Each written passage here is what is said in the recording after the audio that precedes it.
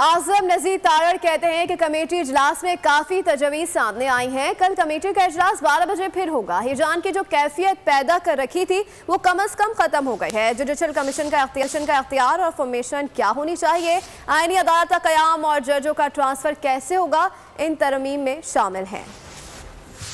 सारे free can ने किया है। जो जुडिशल पैकेज है उसके इन राइटिंग भी जो तजावीज़ हमारी हैं और जो तजावीज़ बार बॉडीज़ ने उस दिन एग्जामन की थी, कुछ उनकी तजावीज़ थी, वो भी कमेटी के सामने रखी हैं और ये तय हुआ है कि कल दोबारा बैठक होगी 12 बजे के बाद और इस सिलसिले को आगे बढ़ाया जाए ताकि ये जो एक हिजान और तातुल है वो निकले। वही ड्राफ्ट है जिसमें वफाकी आईनी अदालत के क़याम की बात है, जुडिशल कमीशन को किस तरह होना चाहिए, जजेस की अकाउंटेबिलिटी का निज़ाम क्या हो, उनकी competence to function, professional competence जो है वो बुनियाद भी होनी चाहिए। जो काम नहीं करते उनके बारे में कोई तादीबी कानून होना चाहिए।